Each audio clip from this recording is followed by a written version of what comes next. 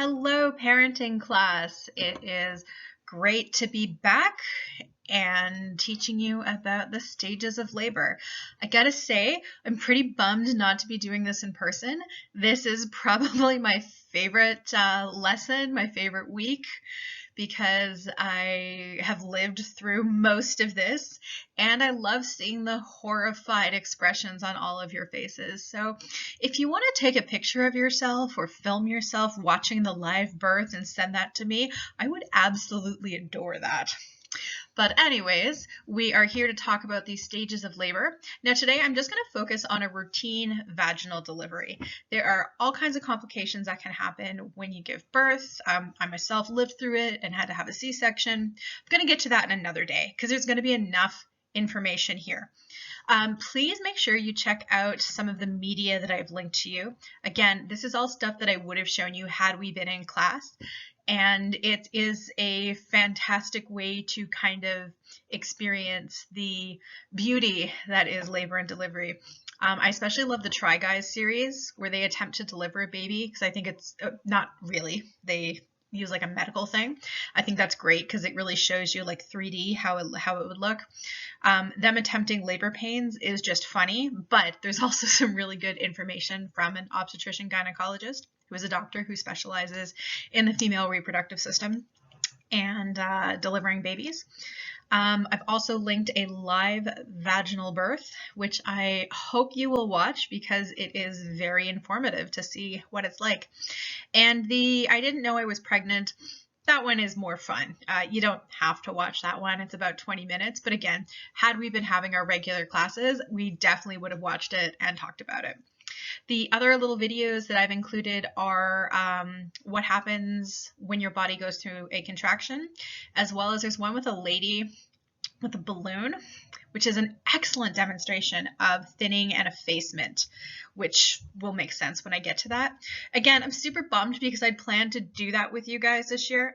It's, involves balloons and ping pong balls. And again, it looked really fun, but it being what it is, instead you get to watch someone else having fun with balloons and ping pongs. Anyways, all of that will make more sense after you watch that media. But what I'm getting at is I really would like you to take the time to watch that and not just these notes. I hope you were successful in the quiz last week. There will be a little follow-up quiz to this just to show me that you have watched this, and I can give you points for that. And there might be a question on it like, hey, what color is Miss Budgel's mug? It's purple. That being said, here we go. The stages of labor. First off, let's start with some important terms. The cervix, this is the lower part of the uterus. There will be some diagrams coming up, so that'll make more sense. Contraction refers to the tightening and releasing of the muscle of the uterus during labor to move the baby through the birth canal. Labor, this is the process by which the baby gradually moves out of the uterus and into the vagina to be born.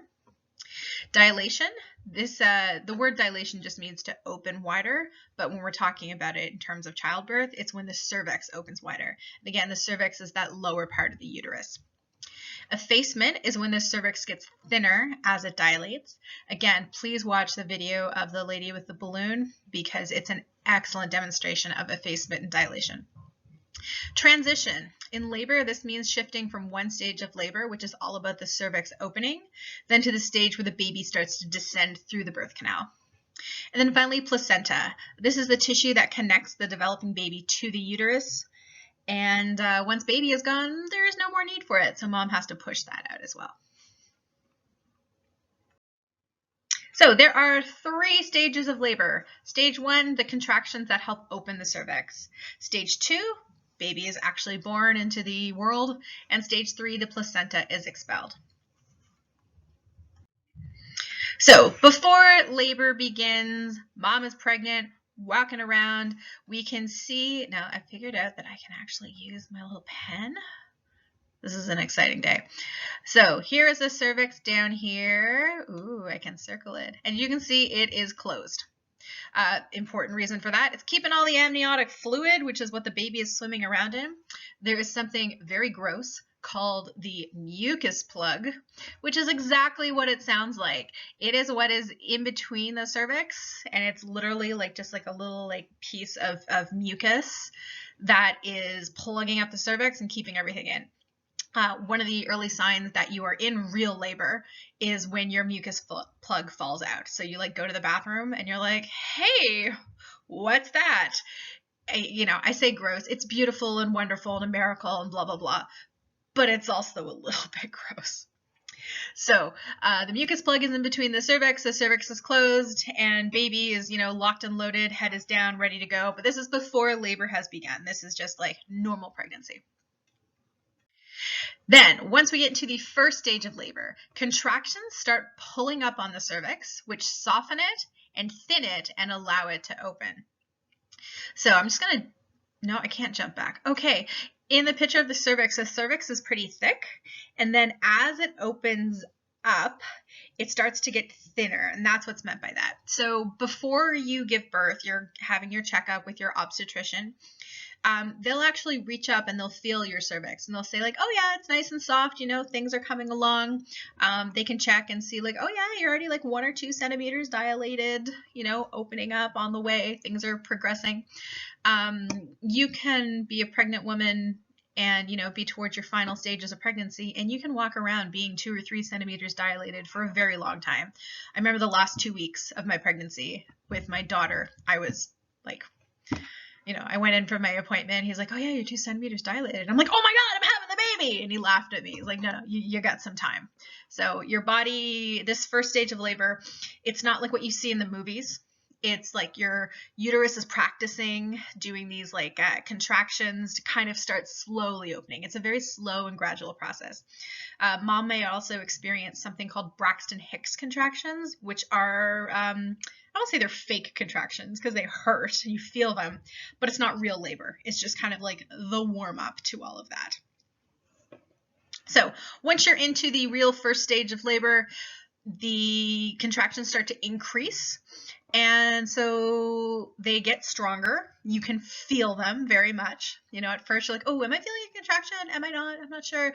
Once you're in real labor, oh yeah, you can feel it, They last about 60 seconds. So if you like look at like a stopwatch and see like a full 60 seconds go through, that's how long you're feeling that like contraction, like your uterus muscle is squeezing, but it's involuntary because you can't control it. And they would last about 5 to 6 minutes apart. When you have contractions that are regular and they are those like 5 minutes apart and you can actually like time them, like there's a tons of apps you can get. I'm sure I had one where like you start timing your contraction and then you stop and then you time it when it starts again and then it stops and then it tells you how far apart they are. Generally, when they're around 5 minutes apart and they're lasting 60 seconds, that's when you should think about going to a hospital or birth center if you're planning on giving birth there, because you don't know how quickly things are going to progress from there, and it's better to be where you want to be when you give birth than to not be there. I went to the hospital when I was 5 minutes apart. They checked me. They said, oh yeah, you're not that dilated, so you can wait here or you can go home and come back. So I went home. My water broke at home. Then I came back. All right. Once we're at this stage, in that first stage, that's where your water is going to break as well. Baby is going to move into the lower pelvis. So it's kind of like shifting down and starting to move. And the first stage of labor concludes with transition labor. So that is when the cervix is fully dilated to about 10 centimeters. There are very strong contractions that last about 90 seconds or a minute and a half, and they're very frequent, about 2 to 3 minutes apart. So you would have a contraction that would last for 90 seconds, then you'd have like a 30, 45 second break, and then it would start again, and it'd be very, very strong, difficult to carry on a conversation throughout. That's when you know that this stage is ending. This is often one of the most painful stages for the mom, and they definitely need support from their partner. So here is a nice little graphic that shows you. So hang on, let me get my little pencil again. So we can see that the cervix is starting to thin and dilate down here. The uterine contractions, which is all this stuff over here. Gosh, I hope you can see this pen and not just if I'm writing. So this is the uterus here that is squeezing. We can see the cervix down here has gotten significantly thinner, and it has changed from its usual thickness to become as thin as a sheet of paper. This is called effacement. Here is another little diagram that shows the effacement. So over here at 0% effaced, this is before labor. You can see how thick the cervix is here. And then 50% effaced, you can see it's not quite as thick. And then 100% effaced, it's not there anymore. And you can see as well, it's completely closed over here. Here it's a little bit open. Here it's much more open. Again, please watch the balloon video. A lady demonstrates how the cervix thins and effaces using a ping pong ball in a balloon. It's hilarious, and I think it is like just a fantastic description. So what about dilation? What does that mean? Well, that's how wide your cervix is dilated. Now, it's not how wide your vagina has dilated. Your vagina doesn't open up. It just stretches as the baby goes through. So think about if you're like putting on a sweater. You're not opening up the neck of your sweater to put your head through. You're pulling your head through, and then it just kind of stretches and then it goes back. That's what the vagina is like. The cervix is the other end, and that's what actually like dilates and opens up wide. So I love this diagram because it shows you very clearly what the different centimeters are. So 1 centimeter is a Cheerio, 2 centimeters is a penny, 3 centimeters banana, 4 centimeters a cracker, 5 centimeters a Baby Bell cheese, 6 centimeters like a chocolate chip cookie, 7 centimeters a can of pop, 8 centimeters a baseball, 9 centimeters a donut, and 10 centimeters is a bagel. So how the doctors check is, sorry to get graphic, they will reach up inside mom and feel around. Yeah. Now, you know, for mom, you're going through so much that you don't even really notice it. But, you know, it is what it is. So once mom's cervix has dilated to the size of a bagel, then we can, you know, get the party started. And here we have a lovely description showing all the different centimeters. So starting with 1 down here all the way up to 10. And then as you can see on 10, they've actually put a newborn baby's head there to show you that, yeah, it actually can fit through. Crazy, huh? Human body, just amazing. So transition labor. This is when the first stage of labor is done. We're fully dilated. Baby's head is slipping out of the uterus into the birth canal. Whoops. So we are going from that first stage of labor of opening the cervix, and now we are transitioning to the second stage of labor, which is actual birth of the baby. So the cervix is fully dilated and effaced, and the baby's head is starting to make its way into the birth canal. And this is painful for mom. Although I did have a C-section with my daughter, the reason I had a C-section is because she got stuck during the second stage. So I did go through the transition stage of labor, which is, yeah, quite painful. And my epidural actually ran out during that as well. So I remember everything. So during the second stage of labor, contractions push the baby through the pelvis and out the vagina. This stage, women will feel the urge to push. It's kind of like being on like a runaway train, and it's going and you can't control it, and you just feel like you have to push. You have to use your muscles to expel the baby. That's what your body wants to do because that's what it's designed to do, and that's the time to do it.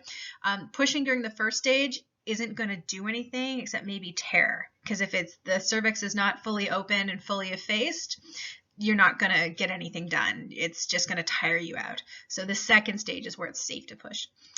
There's this fabulous hormone called relaxin, which sounds like a joke, but that's actually the name of it, that allows the mother's ligaments to stretch like rubber bands. So the pelvic bones, the pelvis, actually the ligaments stretch to allow it to widen.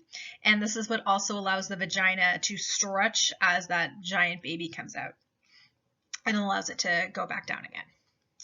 The part where the baby's head first becomes visible, that is known as crowning.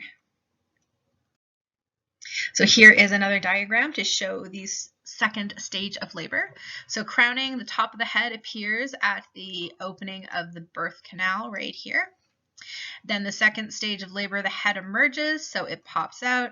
This is sometimes known as the ring of fire because it hurts a lot. I didn't get this far. My daughter's head and shoulders were too big and she got stuck, which is why we had to do an emergency C-section. But more on that later. So the head emerges, the doctor's hands come out, catch the baby, turn it over gently, and then relative to that part, the hard work is over, and then the baby kind of slips out after. I think I'm also going to link a video which shows like a 3D animation of this happening so you can see. So again, be sure to check that out. Oh, here's the animation, which I don't know if this will work in a slideshow. You know, I'll put a link to it as well. As the head emerges entirely, the physician turns the baby's shoulders. Oh, maybe it's working. I don't know. As the head emerges, turns the baby's shoulders to help get it out. The shoulders emerge one at a time with the next contractions. Then the rest of the body slides out. Let me see if I can. Oh, I can. Cool. I can play this for you and I can narrate. Awesome. So yeah, here we see crowning. So this would be like where the vagina is, and then the head is coming out. We're doing this in slow motion. Doctor is there to ease this part. Mom is pushing. Mom usually takes a little break at this point with the head is out, then gears up for one last push, gets the shoulders out, which are the widest part of the baby. And then physician is there to help, sometimes gives a little tug, as you can see here, and then the rest comes out very quickly. And thus a baby is born.